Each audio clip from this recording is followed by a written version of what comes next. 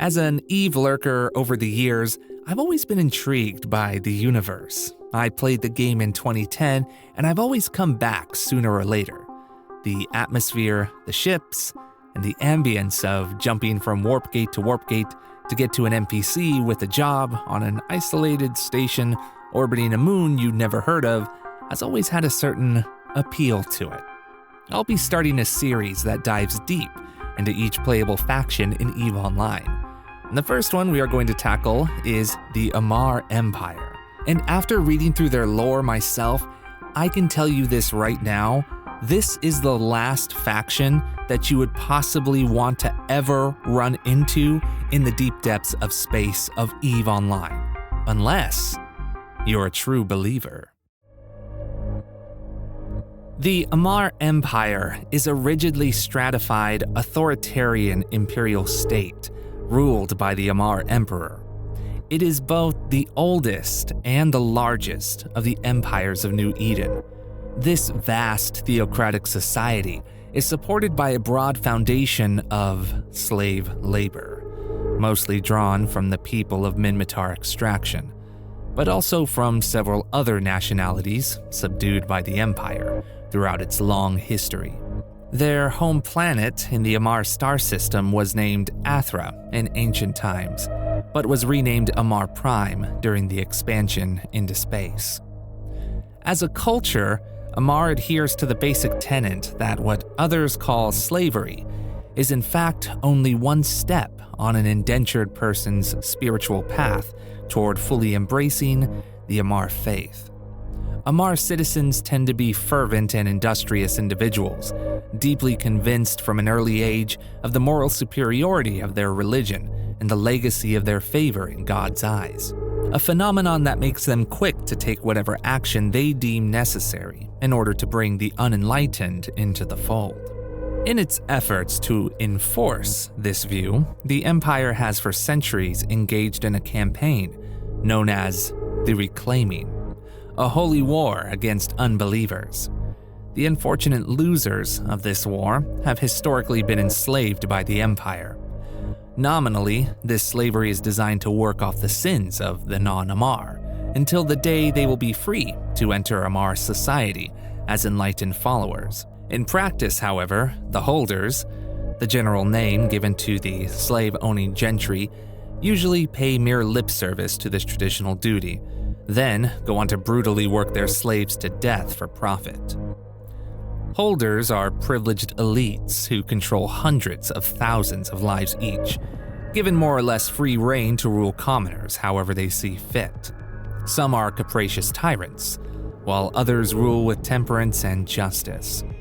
Due to their sweeping powers within their respective domains and the archaic bureaucracy that they are entrenched in, the political interplay between holders is not so much a finely woven web as a tangle of thread, with rivalries, political marriages, and insidious double deals, forming an impenetrable knot of interests and intrigues. The oldest of all civilizations in New Eden, the Amarr trace their origins back to settlers on the planet of Athra thousands of years ago, led by a prophet known as Geenoch the First. They were driven from the continent of Asimia following the collapse of the Eve Gate, eventually settling on an island known as Amarr. They were languished for centuries as warlords waged bloody conflicts on each other and the church struggled to keep the faith alive. From these warlords rose the legendary first emperor, Amash Akura. Amash Akura conquered via sword and scripture, bringing the entire island under his command and founding the Amarr Empire in AD 16470. He codified laws, established a hereditary noble class of holders, and founded the religious body that would rule the empire, the Council of Apostles. For nearly 4,000 years, the Amarr stagnated, unable or unwilling to venture beyond the confines of their island. This changed abruptly in AD 20,022, when foreign ships belonging to the mercantile Eudorian people landed. Though initially eager to trade, the Eudorians brought with them ideals that threatened the Amarr way of life. The Emperor ordered them enslaved and declared the beginning of the Reclaiming, a holy war intended to make the entire world part of the Empire. During the early stages of the war, the Amarr discovered a nomadic people who had long fought against the Eudorians. Finding eager and willing converts, the Amarr graced them with the name Khanid, meaning little lord or lordling, and employed them as shock troops and heavy infantry against the much larger but disunited Eudorian states. One by one, the Eudorian nations fell and were enslaved by the Amarr until AD 20,371, when the last holdout fell. The empire now covered Amarr Island and the continents of Asimia, Ves-Udor, and Kas-Udor. Eventually, they managed to travel across the treacherous sea to discover the continent of Cathis, whose natives were powerless to stop the empire's inexorable march. In AD 20,544, the last independent nation on Athra fell to the empire. The victorious emperor renamed the planet Amarr in celebration of the conquest. Millions of slaves toiled under wealthy holders who worked them harshly, while simultaneously offering them the salvation of God. The Amarr dedicated the spoils of conquest to science, art, and philosophy. Eventually, they began to spread off their planet, starting in AD 20,572, when they first launched people into space. A slow expansion soon followed, especially once the Amarr discovered microbial life on the ocean world of Tamaroth. They placed a permanent colony there in AD 20,725. In AD 21,134, the Amarr stumbled across the remains of a stargate. Though the ancient structure no longer functioned, they were able to reverse engineer it and construct a completely new stargate. In order to open it, they had to send a cryoship filled with materials to construct a sister gate in the nearby star system of Hedion. It reached its destination 53 years later. With a foreign sun lighting their progress, the awoken workers constructed the Stargate and sent a signal back to Amarr. In AD 21,290, the gates flared to life. The rediscovery of Stargate technology sent the Amarr expanding across their local cluster, but as they spread, their ability to control their populace weakened. Under these conditions, an ancient cult known as the Sani Sabik was re-established and allowed to proliferate. These blood worshippers had lurked in the shadows of Amarr religion for generations, always being stamped out, only to return decades later. This time, a group of them managed to evade imperial authorities and fled to the then-distant constellation of Araz, where they founded the short-lived kingdom known as Takmal. Though the Takmal themselves are no longer to be found, and their fate remains unknown, they are believed by many to be the origin of the feared Blood Raiders organization of today.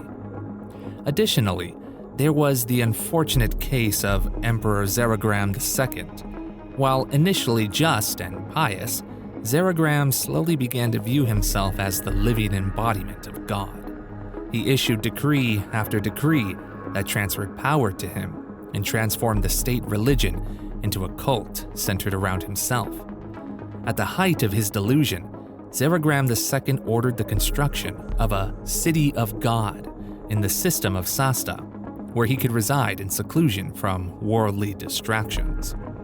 As he entered his palace there for the first time, he was assassinated by his nephew, who came to be canonized as Saint Tetramon.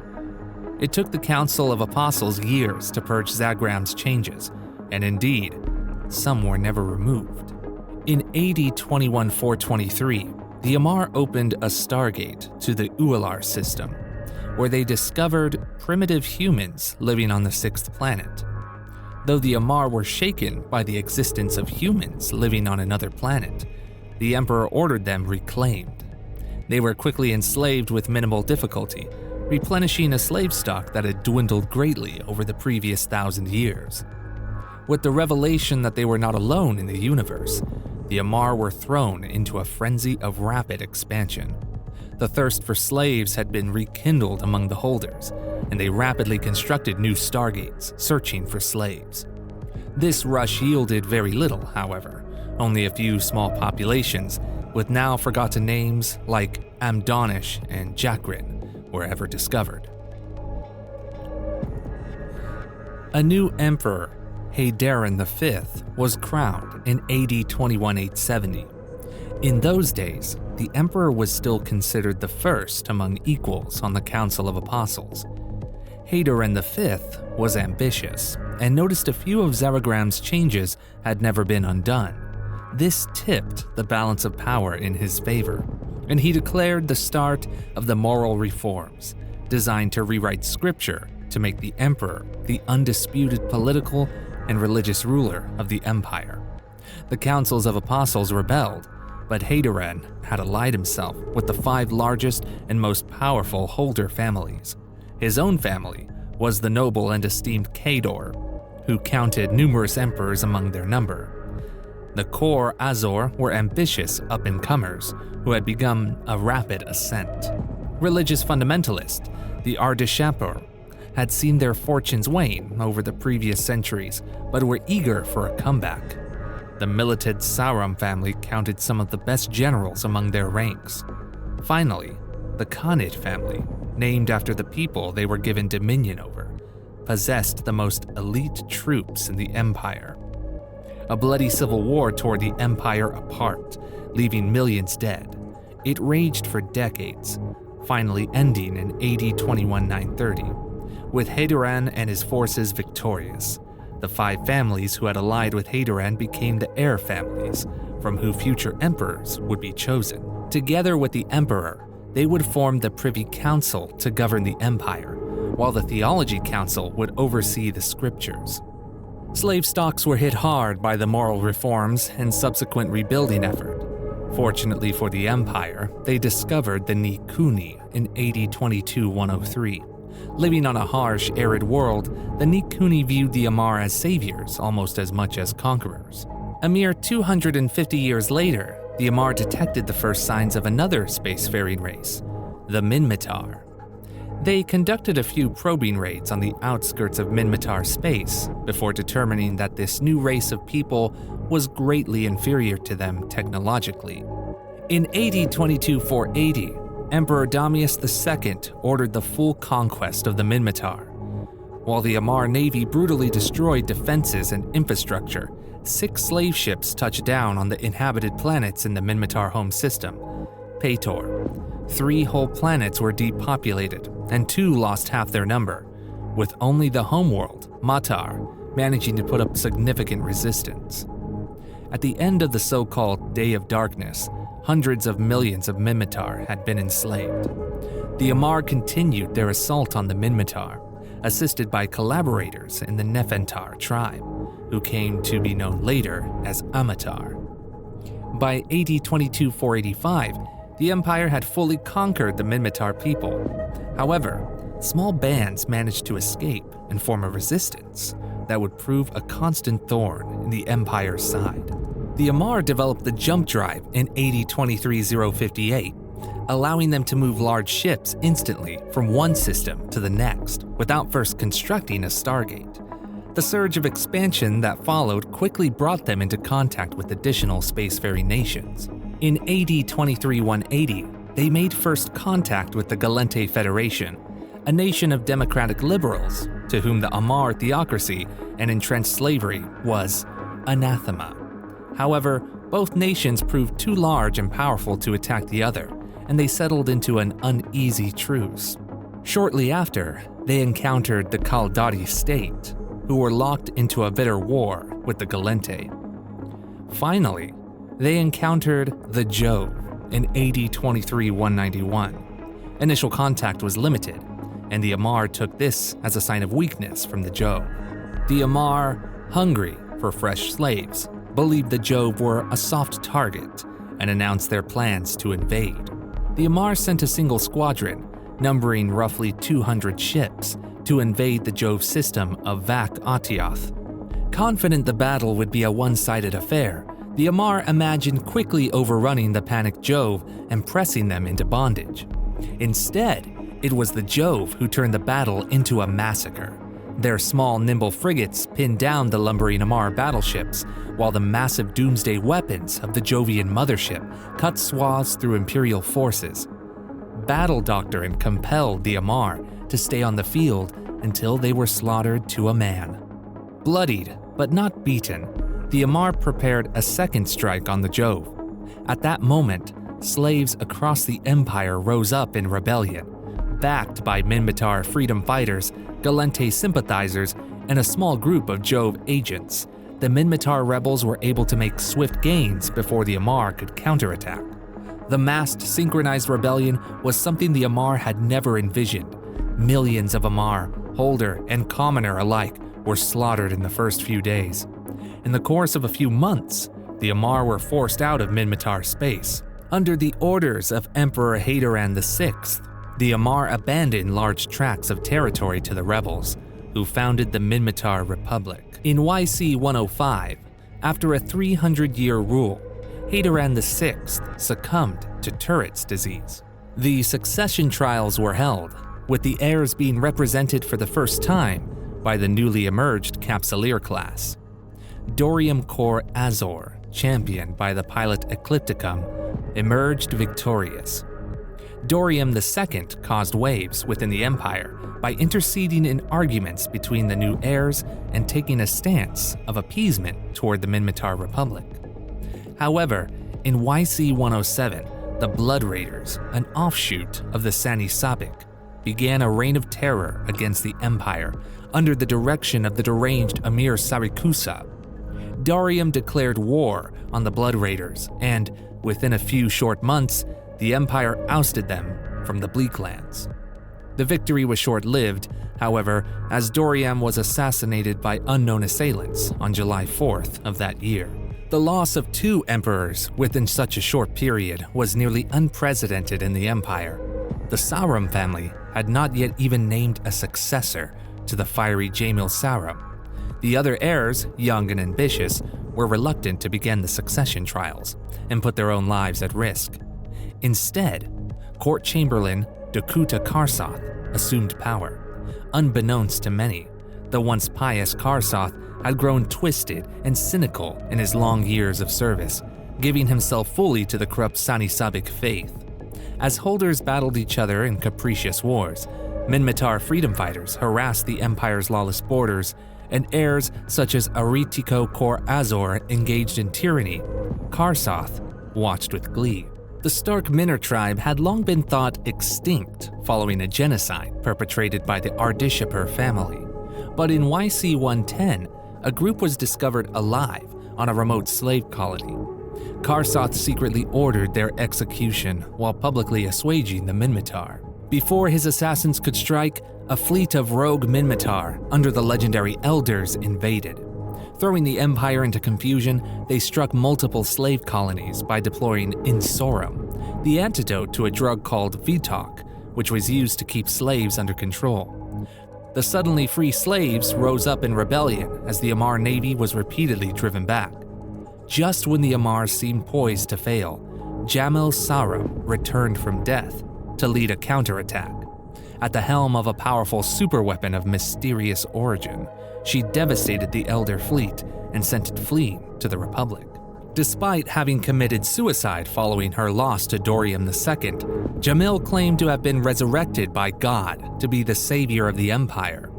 Though the heirs knew she had been cloned, a grave sin for Amarr heirs, all but Giannis Ardishapur bent the knee to her. Even he eventually grudgingly agreed to crown Jamyl Empress. Under Jamyl's reign, the Empire has regained much of its previous glory. She made the reformed Atricio Kor Azor her imperial chancellor and tasked her rival, Giannis Ardishapur, with repairing the destruction wrought by the Elder fleet. In a calculated move, she freed millions of Minmatar slaves with a single decree, sending a surge of religious converts into the Republic, where they began to sow dissent. With the aid of the Khanate kingdom, she captured and executed Karsoth, leading to a reconciliation with Khanate II. She also oversaw the creation of the first clone soldiers as part of the Templar project. When they proved unstable, she abandoned the project and warned the other nations against it, advice none followed, to her own detriment. Today, the Empire is perhaps the strongest nation in New Eden, with the largest population, most stable economy, and the greatest amount of territory. However, the Minmatar wage war against the Empire, while the heirs scheme for their own power. And there you have it, guys. That is what we know of the Amarr Empire and its history up until today. Now, we could go into further details, such as their economic structure, their heir apparents, the Privy Council, and the Imperial offices, but I think that might be better suited for another video at another time. While the Amarr are certainly the scariest, the biggest, and the oldest of the 4 playable factions of EVE Online, they do fill that role if you want to play as them as the big, religious, kind of old empire in EVE Online. And they do remind me of another big empire in another universe, a god emperor, a religious fervor, and questionable labor services.